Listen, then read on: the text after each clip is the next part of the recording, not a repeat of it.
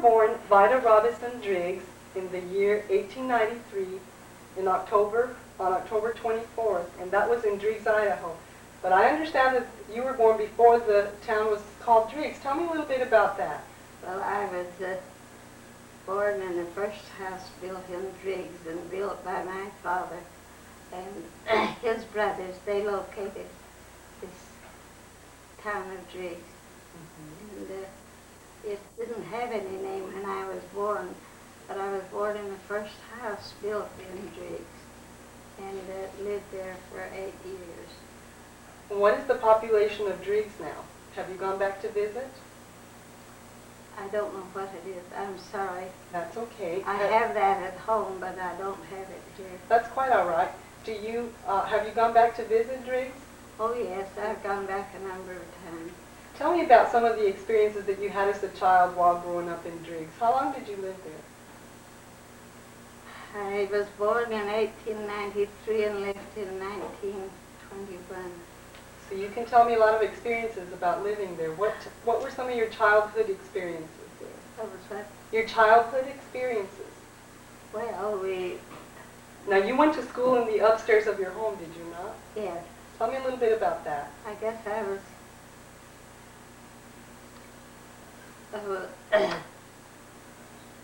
we were thrilled at having a new home.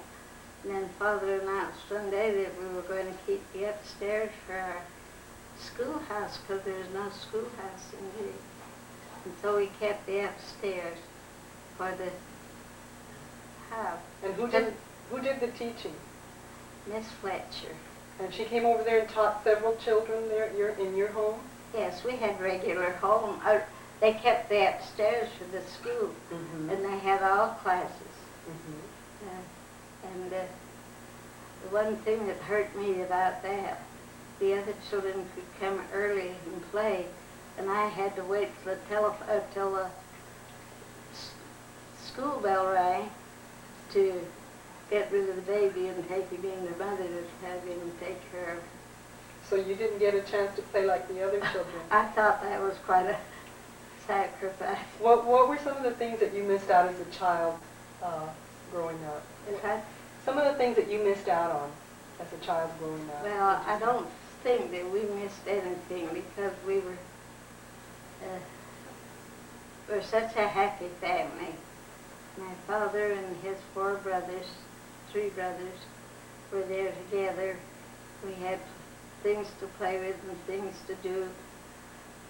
Right from then, most people talk about family home evening. We had family home evening every morning. We never missed, as children, of having prayer and a few words by my father to guide and direct us at that time. Now, your father was the first mayor where? In Driggs, Idaho. In Driggs, Idaho. And he started and ran a bank and a store there? Yes, we had the first store in Driggs and the first bank in Driggs. And he was the first Sunday school superintendent and the first bishop and the first stake president. So he had a lot of things going on in Driggs. What do you remember about your father in particular that stands out in your mind the most? Well, it just seemed like he was almost perfect. Father just idolized his children, and yet he saw that we worked. Every one of us helped. We had our job, and we all helped with the work on the home and all. We were born in this little log cabin that he built to take his bride there, and I don't think there was ever a time that we ever missed prayer in the morning. Now, your father's name was Don Carlos Driggs. Don Carlos Driggs. And where was he born? He was born in Pleasant Grove, Utah. What can you tell me about his childhood, maybe some of the stories that you've heard about him growing up? Well, the one thing, my grandmother, my father's mother, was born in England when Harley Pugh Pratt was sent there on a mission. He was president of the mission not in New England, in England. And so Father was born to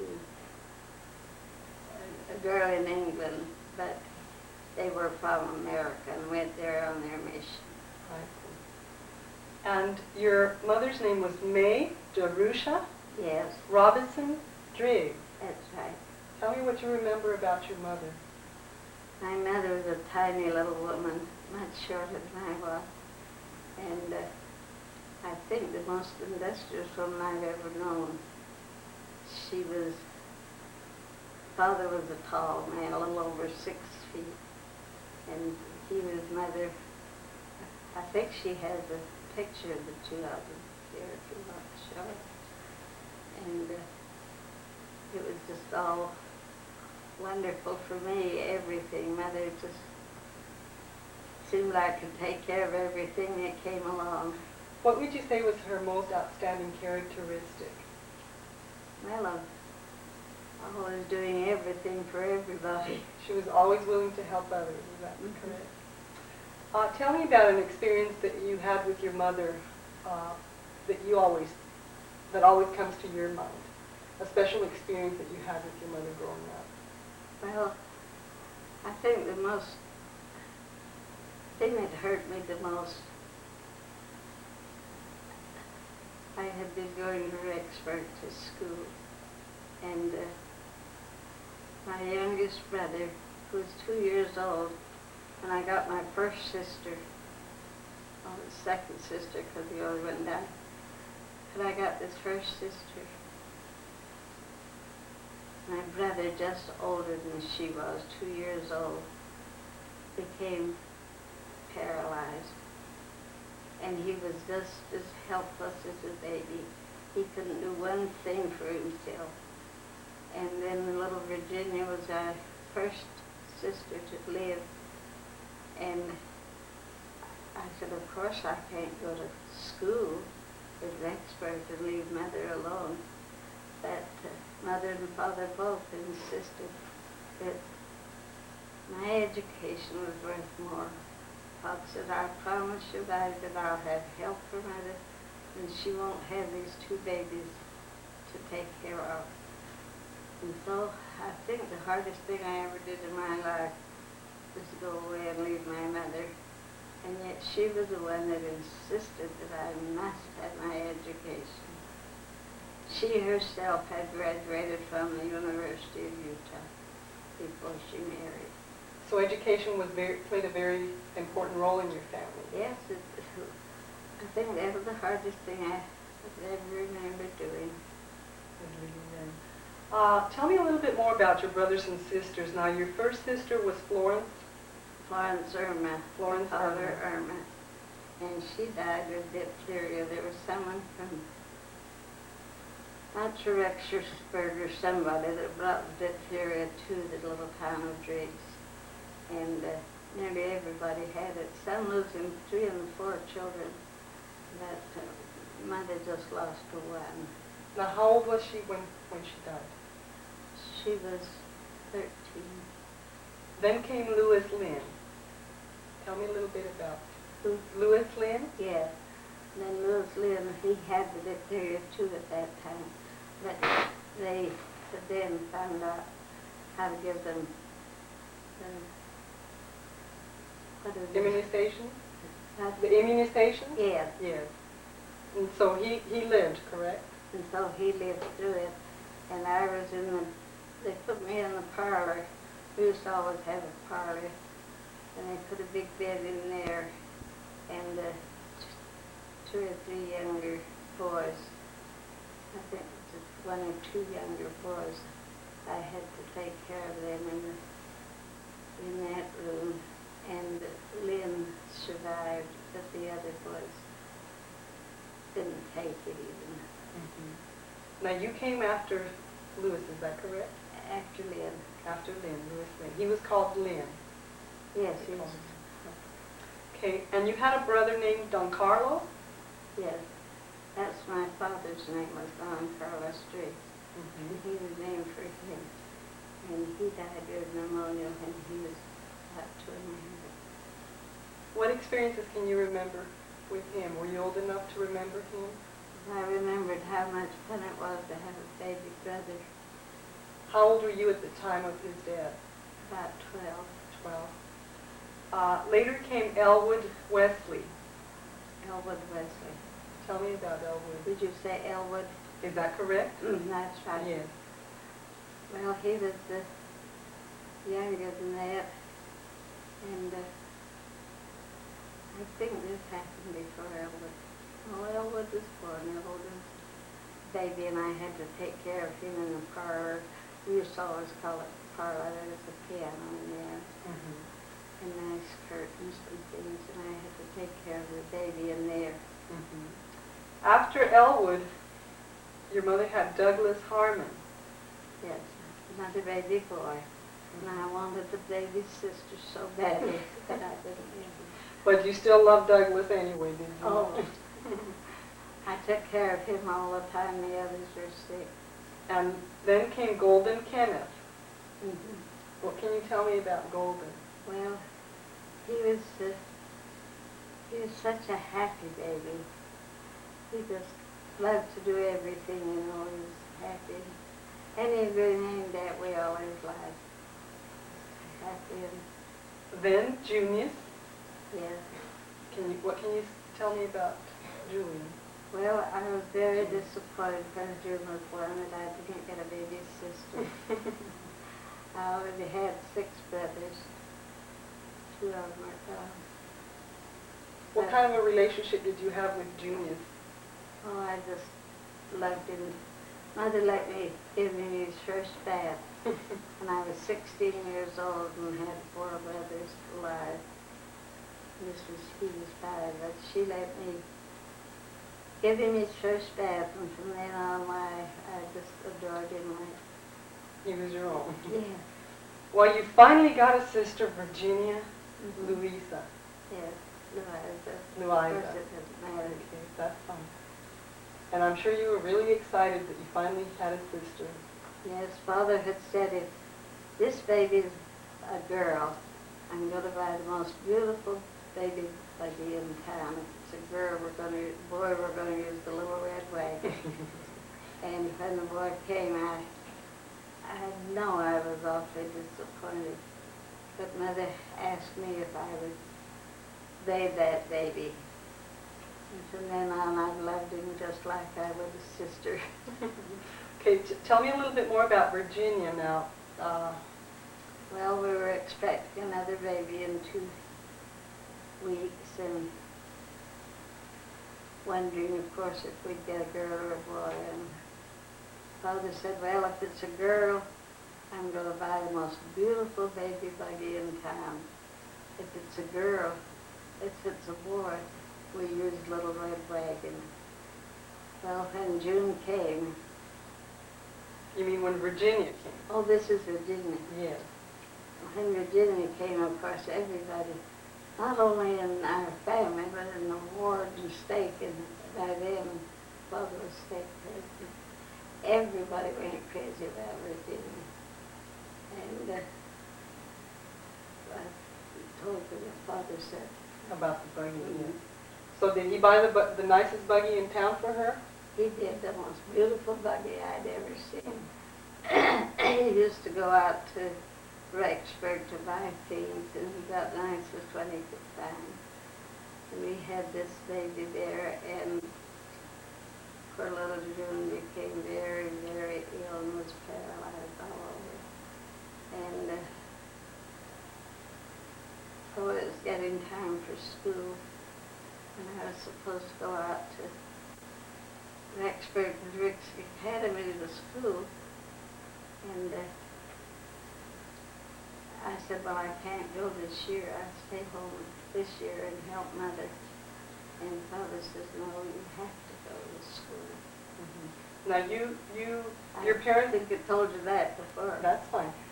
You mentioned that schooling was very important to your parents. Tell me a little bit about some of the experiences that you had in college when you went away. What stands out most in your mind about your college years? Well, it wasn't college then, it was It's called Academy. high Okay. school or the academy. Okay. And the father was on the board and helped to establish the Driggs Academy. And he knew the importance of it. He had been to school a lot, and my mother had graduated from the University of Utah before she was married. Now, when you were at Rick's Academy, you lived with your brother Lind and 4 friends, is that correct? Yes, just 1 year. Just 1 year. How was it to be the only girl with 5 boys, or were there other girls there too? What? Were there all boys and you were the only girl living there with them? Yes, I was the only girl living there. So did you end up doing all the cooking and the cleaning for them? I had to do a lot of it. And I remember that Mother always did everything for everybody. She was state primary president, state relief society president. And she'd load her buggy up with 3 or 4 officers and go to the outlying wards. And she did so much in primary work. Now, in the year 1914, that was June 12th of 1914, you got married. Yes, How old were you then? 21. You were 21 years old, and you met your husband at a dance. Now, what was your husband's name? Van Groen Brinson. And you met him at a dance. Some friends of yours introduced you to each other. Tell me about the experience. What do you recall? Well, I had, of course, I was just getting through high school when I came home from the academy. So I'd have to go up here to Salt Lake for another year. And Father said, well, that would be pretty good. So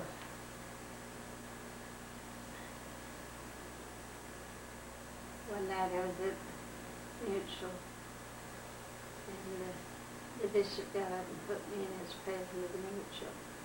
And I wasn't 18 years old yet. Of course I knew I couldn't do it. Why, what girl that age could? You know, it's always been such a big thing to me. And I guess I cried for about 3 days. I couldn't imagine, how could a girl that age do it? You thought it was a lot of And responsibility. Father found me out in the pea patch picking peas and crying. And he said, now, this call has come to you through your bishop, and you are now. And my great-grandmother Gein is his great-grandmother Gein. Now, you had an experience not too long ago with President Kimball. Tell us about that. Well, just a couple of years, well, when we rededicated the temple here, he came up to me with what's his name? Okay, that was Gordon B. Hinckley that was with President Kimball, and he That's right. introduced you. Now, tell me a little bit about that experience. He put his arm around me and he said, do you mean to tell me that you're a sister of Golden and Douglas and June Driggs? Driggs, he didn't even add the name Driggs, Golden, Douglas, and June. Now, there's 2 older brothers, but they've been with some of the older brothers. But just in this, there's just the 3. And what did President Kimball say to you then? He just said, don't you ever forget you're related to me. What are some of the church positions that you have held in the church? I'm sure the church has had a great significance in your life. Tell me a little bit about your background in the church. Well, the first thing that I remember was always going to everything that we had in church, and being interested and knowing that it was right to go. And now, what was that question?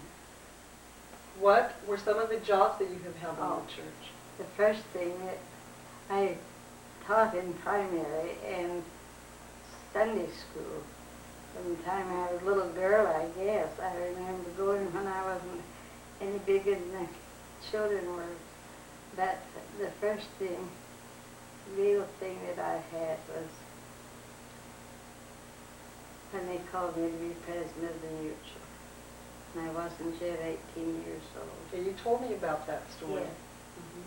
Tell us about some of the other jobs that you Well, and then when I was chosen to be counselor in the stake MIA, that looked almost impossible. But it turned out, every one of them turned out to be wonderful positions. had. What are some of the positions you had? You were married and had children growing up. Well, I can't tell you all the positions I've held, but as soon as I was married, I was put in as a teacher, class leader in Victor, Idaho, and then as another officer, and then as president of the Relief Society in Victor. What would you say the most important job you ever had was? I'm sure that they were all very fulfilling, but is there one that really stands out in your mind? I think the most important job that I've had was when I was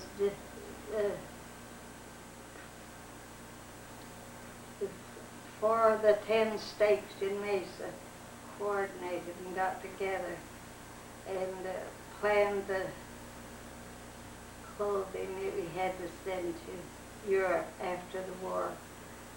And I have that down in my book, but I wish I'd, oh, it's in here. Where's your book? I think it's 6,000 pounds, but I'd rather have that book, but it isn't there. That's okay. We can talk about that a little bit later. You've been a temple worker. 29 years. 29 years. Tell me a little bit about that experience. What has it meant to be a temple worker to you? That's a great work that you have performed there. Yes, Tell me a little bit about when you started and how you've been involved Well, throughout the years. Virginia was there with me when I started. I was expecting her. And I thought, and I was awfully young to be called as a temple worker. But I helped to take the first session to the Arizona temple and worked 3 years then. And then when another baby was coming, I was released until the children got a little older, and then I was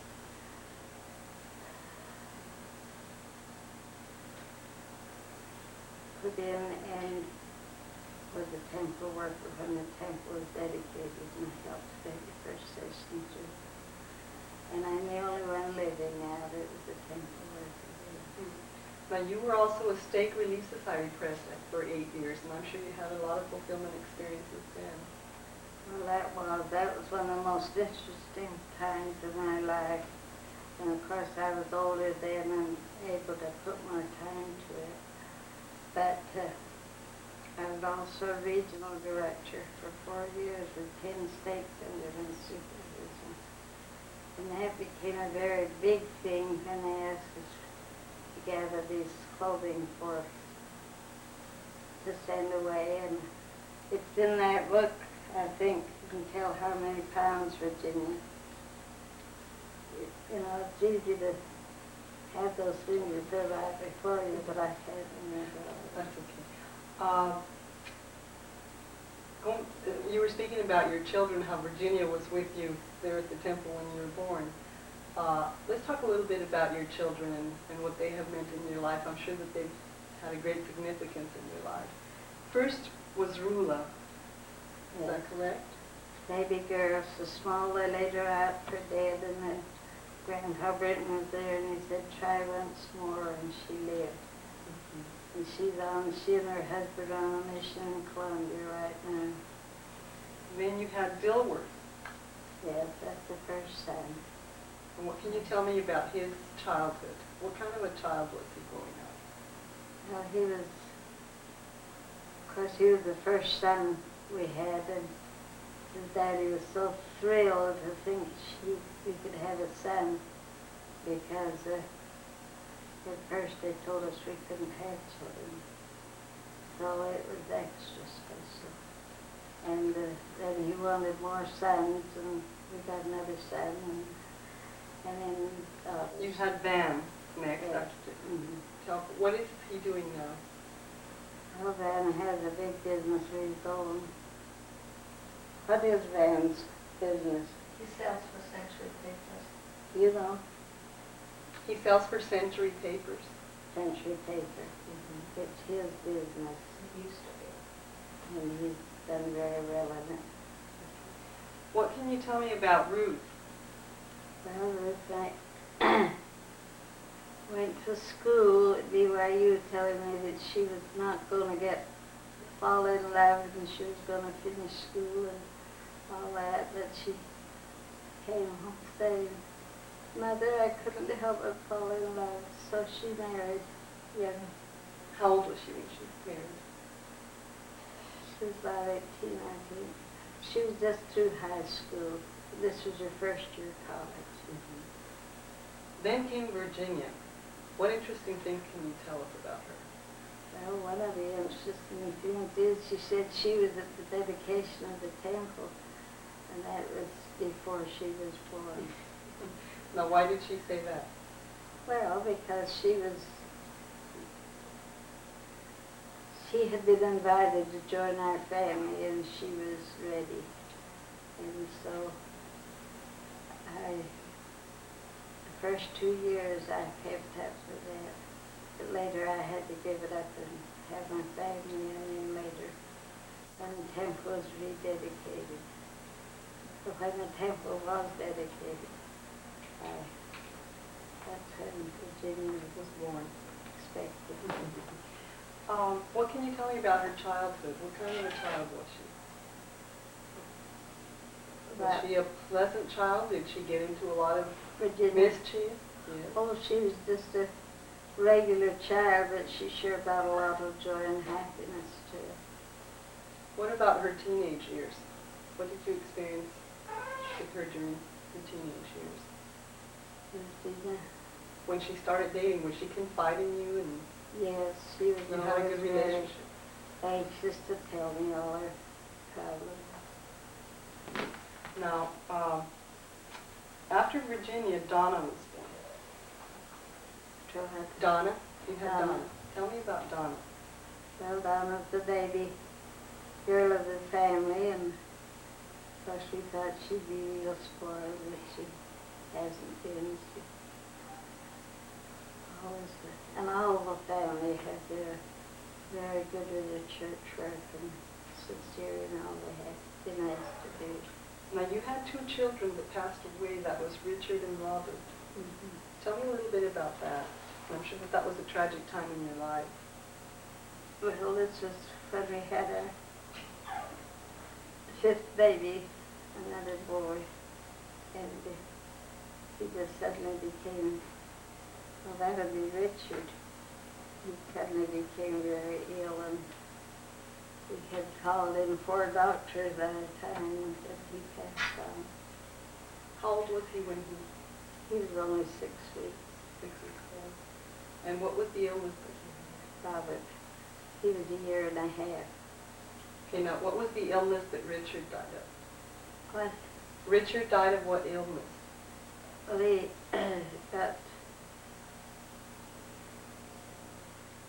I'm trying to think of so many things.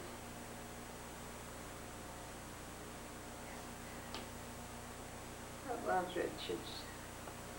Let's go on and talk a little bit about Robert. What year was he born? Well, Robert was the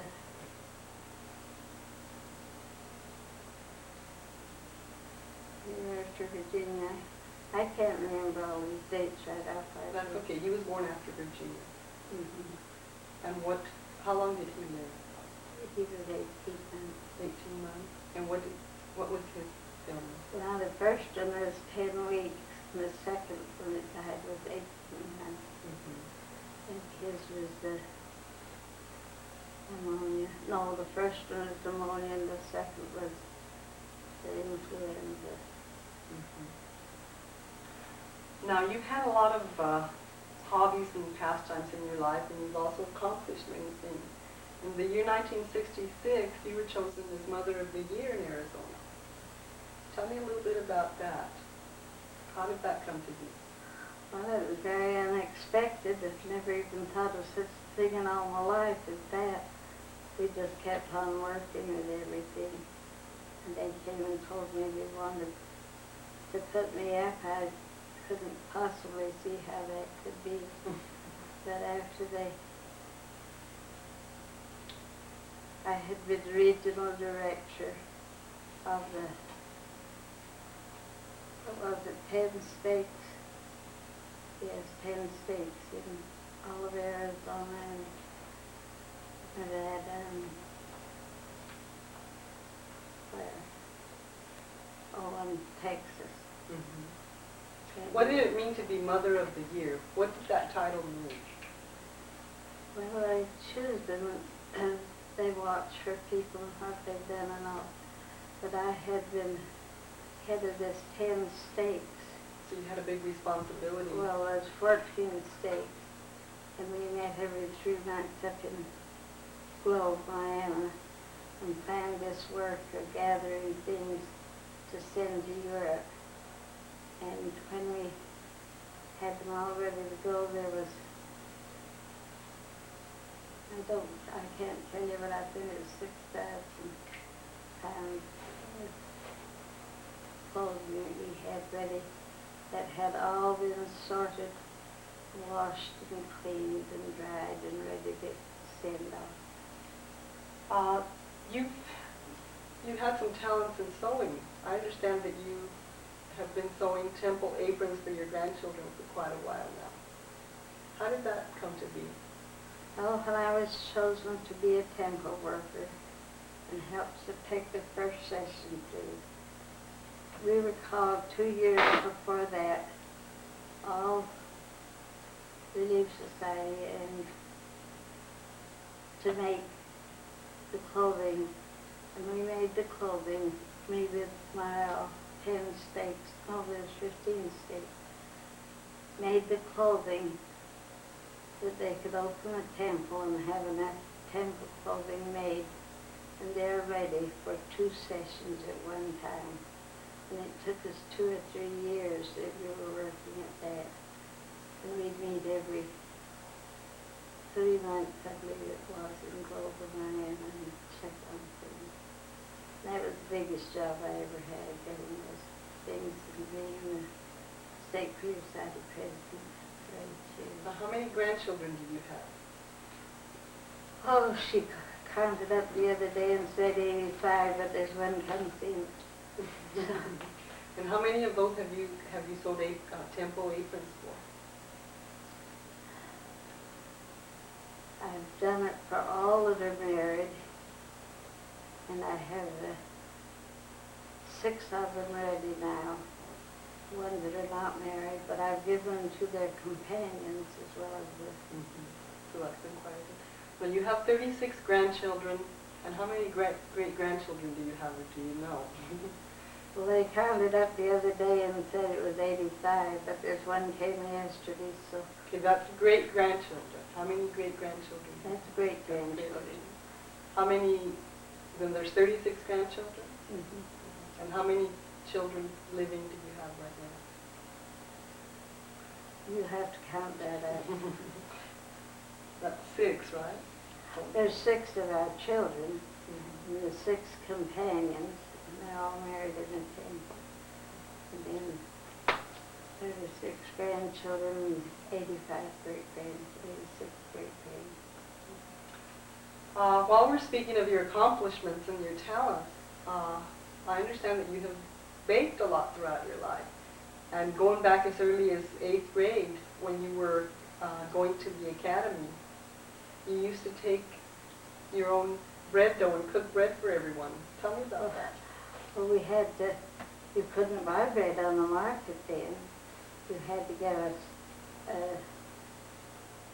sample of yeast and take that with you wherever you went, and then every time you'd cook potatoes, you'd pour this lukewarm potato water into your yeast and a couple of tablespoons of sugar. Then you'd have yeast, enough to make bread, and enough to keep for a start. So when I was ready to go to school at Rexburg. That was, Mother said, this is the most important thing you're taking with you, is to know how to make bread and the yeast to bake it. And so you baked bread for everyone there. Now, you were living with some people at the time. Who was that? Well, we had different years. We did live different. The three couples had a home at one time, and one that owned the home, she slept in the bedroom, and he slept in the kitchen. They left two big rooms, and my brother and I had one, and his sister, they had one, and I slept with the girl, and she slept with my brother. He slept with your brother. Yes, that would be a hard one to get over. Yes. I'm sure that you have been very content with your life. By talking to you, I gather that you've had much happiness throughout your life, and that your children and your grandchildren mean a lot to you, and also that your church has meant a lot to you throughout your life. Would you bear your testimony to them? Yes, I did not very long ago. I have to my children and I have to the church. Would you do that for me now? Bear your testimony? Well, I don't hardly know how, but how grateful I am that our children could all be born under the new and everlasting covenant, and that we do have the true church of Jesus Christ, and every one of our children and our grandchildren and our great-grandchildren, every one of them so far are active, and every one of them has married active people, and we have had a privilege all through our lives of having a great deal of responsibility in the church and in our lives. If you could make one wish come true for your family, what would that be? They would continue on as long as the great-grandchildren keep coming, and that all would stay in the church.